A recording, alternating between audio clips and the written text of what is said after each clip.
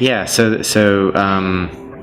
this all started because I was approached by Jonathan Minard and James George to do the music for a documentary film called Clouds.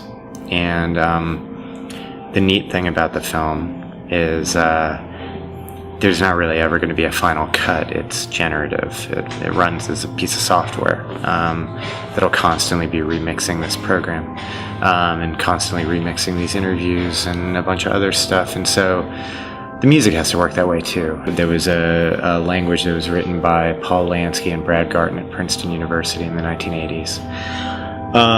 As a script-based audio synthesis language. And so the idea is to take that and wrap it as an openFrameworks add-on. So that way people working in openFrameworks will have another option when it comes to sound and something that's got a lot of depth to it. But it lets you, write generative music pretty easily. So you basically have two residencies. One to write to write the software that writes the music for Clouds, and the other is a toolkit that allows you to do that, but also benefits a lot of other people as well. Exactly. So the idea is I'm going to be my own guinea pig, right? So I'm going to take this software that I'm writing and make sure I can use it for everything it needs to do within the context of Clouds, and then we release it, and it iterates from there. It's a cool artistic challenge, right? You have to make music that can go on forever in case someone wants to watch the movie forever. And something that at the same time, like, revisiting it is always different. Like, what I don't want to do is just make a bunch of sort of simple motivic sound elements and have it kind of paint by numbers, just pick through them. I want it to sort of construct new melodies from a database and do all these kind of dynamic orchestrations. And I don't know how far we'll get, but the one thing that's kind of nice about it is that the numbers of music are actually pretty lightweight and pretty simple. So you can write like a really elaborate compositional system, and it doesn't take up much work on the computer. The computer doesn't have to actually work very hard to like evaluate 10 minutes of melodies or something like that, compared to the kind of stuff you do in 3D graphics in real time now. It's like a drop in the bucket. It's barely there.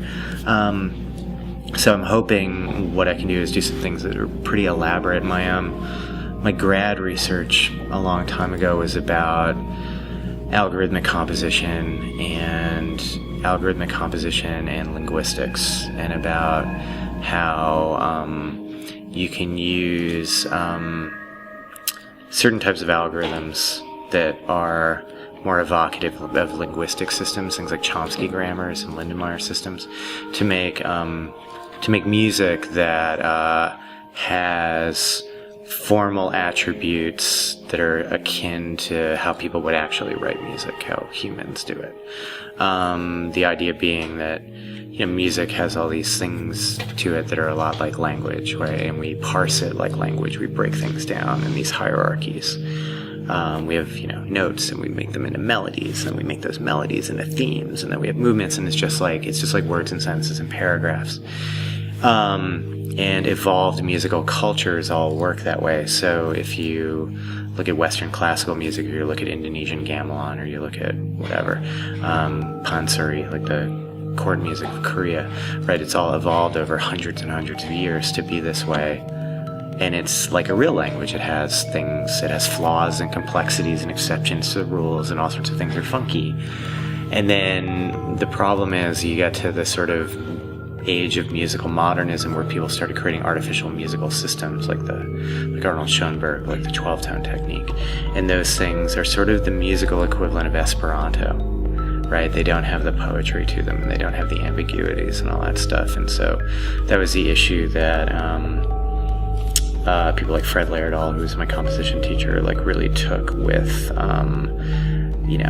dodecaphonic music, 12-tone music. He was like, the reason why we don't like that music is because we actually hate it on a pretty deep psychocultural level.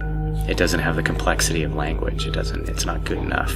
And so if you're going to work with algorithms, you have to make systems that are good enough. And there are ways to do that easily. You can just make things kind of randomized and humanized or whatever.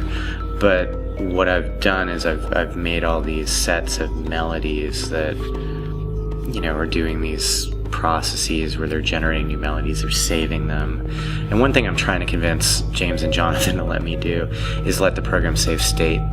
So if you listen to it once through, it'll take its work and save it again. It'll save the melodies that it's made and then use those as a departure point for the next time you watch the film. And the idea is your copy of Clouds will diverge from my copy of Clouds because you'll have different melodies than I do. And I think that just might be, it's kind of subtle. I mean, it's kind of a small point, but it's just an interesting way of it's it's not just generative, then it's also personalized. Yeah. And it's just a way of leveraging the fact that, well, we got a computer making the music on the fly. So, it might as well be different, So the idea with the documentary is what they've done is they've taken all these interviews and tagged them. And then they've thematically grouped some of these tags into these different regions. And it's a little bit more multi-dimensional than this at this point, but the idea is one idea is to sort of group everything together in colors, sort of like an archipelago. So I've got, things that are sort of more creative over here and things that are more technical over here and things that are more around computation over here and things that are around more kind of metaphysics down here. And the idea is the documentary is going to kind of riff among these topics, right?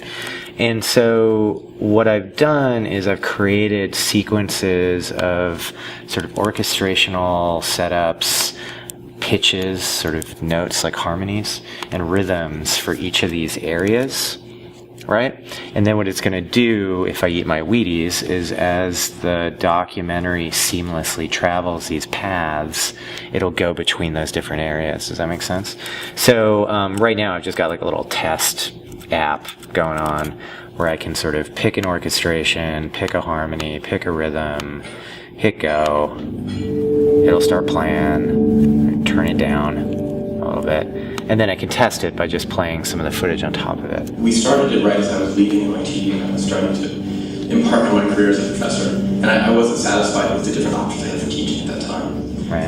Because I really wanted the students to be able to focus on writing software and thinking about computation as its own medium. Yeah, so the idea is, we could say, okay, Casey, maybe that's not good enough. We need a different one. Right, so maybe we got this guy. Rather than wedging it into existing metaphors. And I can score it like a film. I can choose what goes with what. The primary tools being used. And pretty. the idea of thinking about a timeline, thinking about code and the timeline, and code can be different places within the program, I think wasn't a good first environment for coming to terms with potential computation having to be done. Yeah. And so it's cool, right? It's great. Thank you Yeah, very it's much. super cool. Thank you, Luke.